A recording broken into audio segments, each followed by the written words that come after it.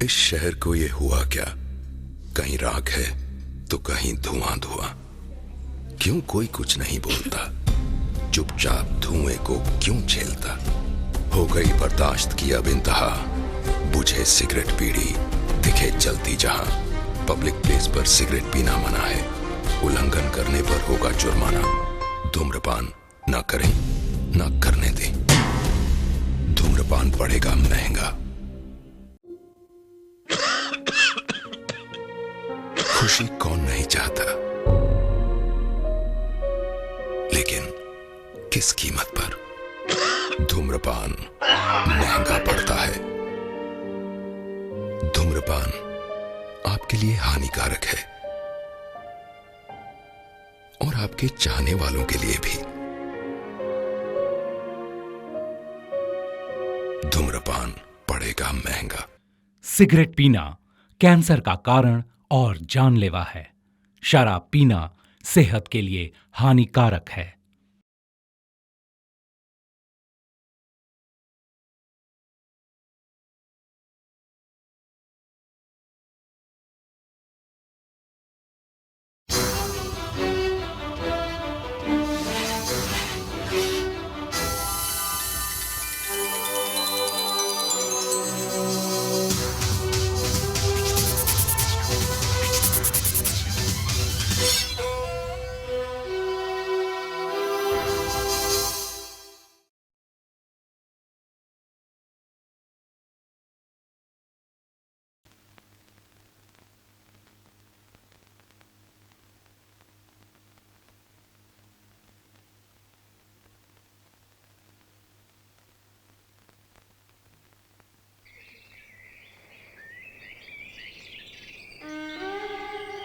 पगवाड़ा, ओ पगवाड़ा।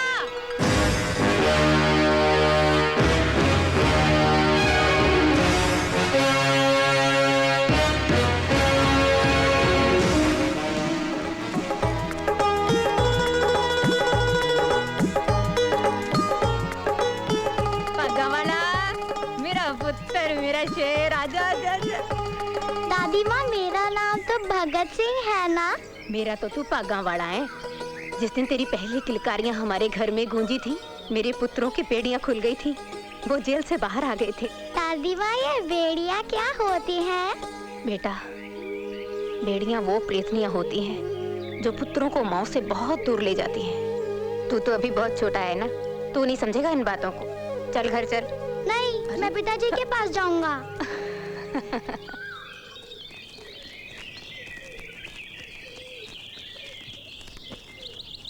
पिताजी, मैंने भी रोटी खानी है, मुझे भी दीजिए। हाँ बेटा, पहले सबको देंगे फिर आपको देंगे। हाँ हाँ जी, आ लो। अंबा प्रसाद जी। हाँ जी। सब तो पहला तुसी खाओ। मक्के दी रोटी, सरसों दा साग ते नाल मक्खन। अच्छा जी। ओ मीर आलमा, ओए आजा भाई, तू भी खा ले। कम दा ना काज दा ते दुश्मन अनाज दा। ओ महाराज, ऐसा गरीब बंदे ने की कम काज करना होया? कम काज करने वास्ते तुसी जट लोग थोड़े हो। ताइयों तो बाणीए कहंदे हैं कि जे जट ना हुंदे तां खेती इंसानां नूं करनी पैंदी। आजा आजा। पगड़ी संभाल जट्टा, पगड़ी संभाल ओए। ता ता ता ता। पगड़ी संभाल जट्टा, पगड़ी संभालो ए। गोरिया ने लुट लिया आज तेरा मालो ए। पगड़ी संभाल जट्टा, पगड़ी लियाओ जी महाराज। अजीत से। हाँ ओए आजा तू भी। आया पाऊ आया। ले फड़ा इनू।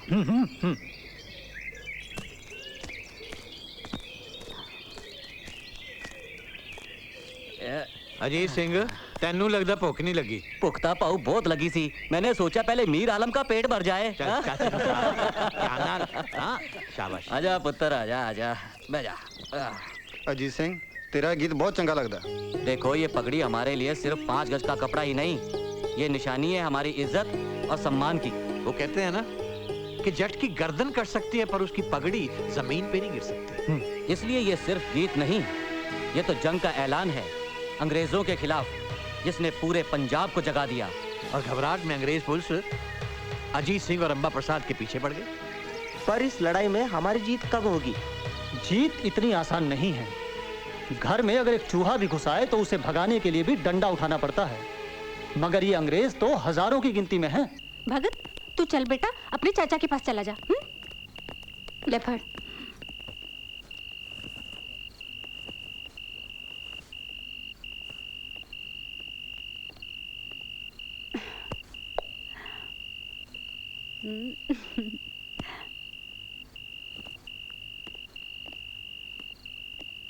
अजीत पुत्र। हाँ जी। पुलिस के सिपाही आज तुझे गांव में पूछ रहे थे, ख्याल रखना। बापू जी आप फिक्र ना करें, अब हम उनके हाथ नहीं आने वाले। मैं और अंबा प्रसाद जी रूस या दूसरे मुल्कों में चले जाएंगे।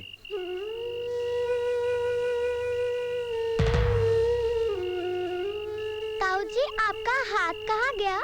बेटा, पिछले जन्म में अंग्रेजों से लड़ते लड़ते मेरा हाथ कट गया था। इस जन्म में मैं एक हाथ लेकर ही पैदा हो गया।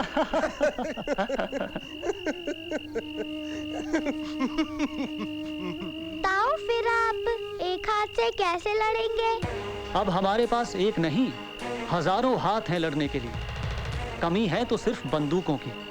बस एक बार मैं और तेरा अजीत चाचा बंदूकें ले आए बाहर से, फिर देखना हम जालिम अंग्रेजों को कैसे मारते हैं।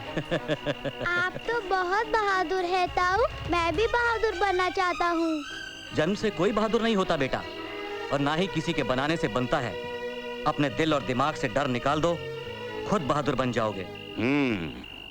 बहादुर बनने के लिए खतरों से इश्क करना पड़ता है, और जो इंसान आशिक बनकर इस इश्क को पा ले, वो दुल्ला भट्टी, महाराणा प्रताप की तरह नायक बनकर लोकगीतों का हिस्सा बन जाता है। अच्छा जी, नमस्कार। जीवनदार तेरी बहना बाबू जी। जीवनदार है पुत्र। चल चंगा बाबू। चल ध्यान दे। रब रखा। अच्छा भाई पुत्र।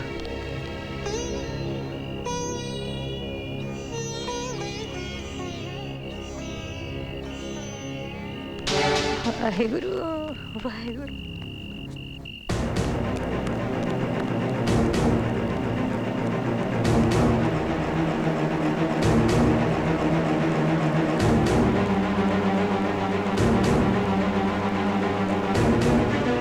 चाचा जी, जी अपना ख्याल रखना। अजीत सिंह, जल्दी करो। पुत्र, अपनी चाची का ध्यान रखना।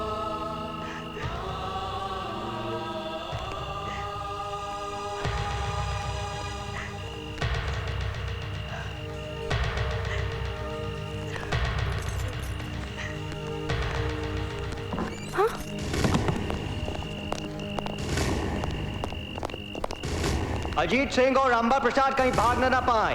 अंदर बाहर सब जगह ढूंढो। तेरे जवाई तो कब के भाग चुके हैं। क्या बोला तुम? कुछ नहीं सरकार, ऐसे गरीब बंदे की बोल सकते हैं।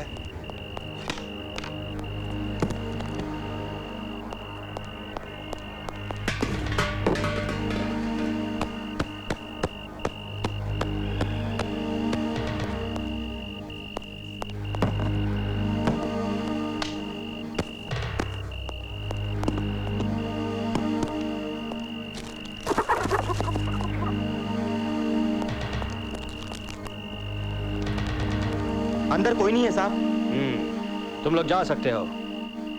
अर्जुन सिंह, अपने बेटे को समझाओ, सरकार के खिलाफ उल्टा सीधा काम करना बंद करे। पहले तुम्हारा एक बेटा जेल में मर गया, इसे कहो घर में आराम से रह करे। हम तो अपने घर में आराम से ही रहना चाहते हैं साहब, लेकिन पहले आप लोग तो अपने घर वापस जाकर आराम से रहो। तुम लोग नहीं सुधरोगे। एक बार अजीत सिंह हाथ में आ जाए तो फिर देखना।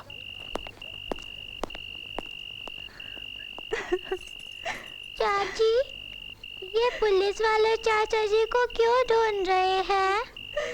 बेटा, गोरों ने हमें गुलाम बना के हमारी जिंदगी के रंग तो छीन ही लिए हैं।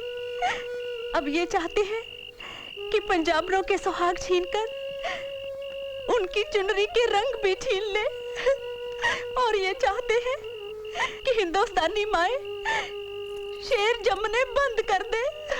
तू रो मत चाची, मैं भगाऊंगा इन अंग्रेजों को।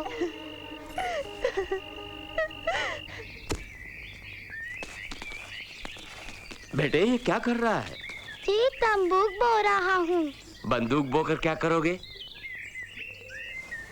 जी अंग्रेजों को भगाऊंगा। नहीं बेटे, ये अभी उम्र तेरी बंदूक उठाने की नहीं, पढ़ने की है। पढ़ेगा तभी तो अंग्रेजों को मात देगा।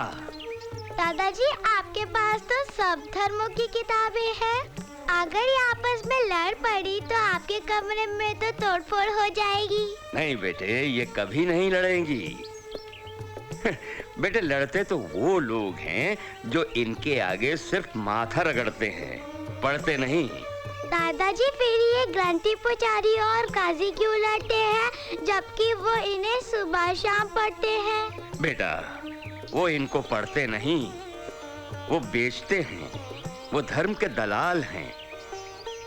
उनको पता है जैसे जैसे नफरत के बीज बोएंगे वैसे ही उनका धंधा जोरों से चलेगा। बस बेटे तुम पढ़ते जाओ, जैसे जैसे तुम्हारे ज्ञान का भंडार बढ़ेगा तुम सब समझ जाओगे। कुछ ही दिनों में तुम्हारे पिताजी आएंगे और तुम्हें आगे पढ़ने के लिए लाहौर ले जाएंगे।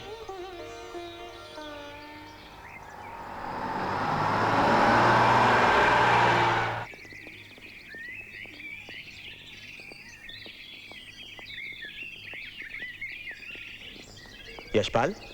अरे नमस्कार भगवती भाई। नमस्कार, क्या हाल है? ठीक है भगवती भाई। अरे भगवती भाई, आज अपने सरदार ने ना लोगों से एक गोरे की पिटाई करवा दी। क्यों, क्या हुआ था? मैंने तो सिर्फ उनके दिल से डर मिटाने की कोशिश की। अरे भाई जल्दी चलो, स्पेशल लेक्चर देने के लिए आज लाला लाजपत राय जी आए हुए हैं। स्वधर्मपि चावेक्ष न विकंपितु महर्षि धर्मार्थी युद्ध क्षेत्रो न क्षत्रियस्य न विद्यते। कुरुक्षेत्र के मैदान में श्री कृष्ण अर्जुन से कहते हैं कि क्षत्रिय होने के नाते तुम्हें यह जानना चाहिए कि युद्ध करने से बढ़कर तुम्हारे लिए और कोई बड़ा कार्य नहीं है। अतः तुम्हें संकोच नहीं करना चाहिए। यह जिंदगी भी एक कुरुक्षेत्र है जिसमें हर पल तुम्हें लड़ना है।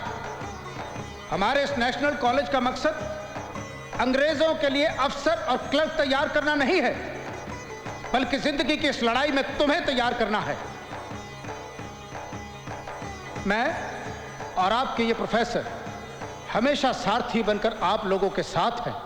आदरणीय लाला जी, पिछले कुछ सालों से एक सवाल बार बार मेरे जहन में उठ रहा था कि जब असहयोग आंदोलन अपने पूरे जोर पर था तो गांधी जी ने उसे बंद कर दिया। क्या चौरी चौरा जैसी घटना इतने बड़े आंदोलन को बंद करने के लिए ठीक थी? और अगर भड़की हुई भीड़ ने एक पुलिस स्टेशन को जला दिया तो क्या उसके लिए हमें अपनी आजादी की लड़ाई बंद कर देनी चाहिए? गांधी जी कहते हैं अहिंसा परमो धर्म। अगर अहिंसा ही सबसे बड़ा धर्म है तो श्री कृष्ण ने अर्जुन से अपने ही रिश्तेदारों को मारने को क्यों कहा था? गांधी जी के अनुसार तो भगवान राम को भी रावण के पास जाकर विनती करनी चाहिए थी कि सीता जी को वापस कर दो। हजरत मोहम्मद साहब को भी मक्का मदीना को आजाद करवाने के लिए तलवार उठानी पड़ी थी। पर गांधी जी का मानना है कि गलत तरीके से प्राप्त अच्छे नतीजे भी गलत है। सर, चंद लोगों द्वारा दिए गए अहिंसा के प्रचार ने हिंदुस्तान को कमजोर बना दिया है। जब तक चंद्रगुप्त मौर्य की फौजें शेर की तरह दहाड़ती रही, किसी की हिम्मत नहीं हुई कि हिंदुस्तान की तरफ आंख उठा के देख सके। लेकिन उसके बाद लुटेरों की लाइन लग गई। अहिंसा का पाठ तैमूरलंग, चंगेज खां और नादिर शाह जैसे लुटेरों को नहीं रोक सका। उन्हें रोका तो महाराजा रणजीत सिंह की तलवार ने।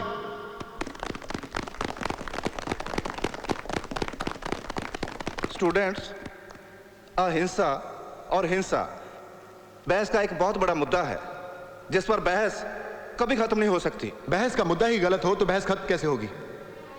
गांधी जी सिर्फ सपनों की दुनिया में जीने वाले फकीर हैं। रघुपति राघव राजा राम रटने से, मंदिरों में घंटियां बजाने से, गुरुद्वारों में अरदास करने से या मस्जिदों में अल्लाह अकबर कहने से हमें कभी आजादी नहीं मिलेगी।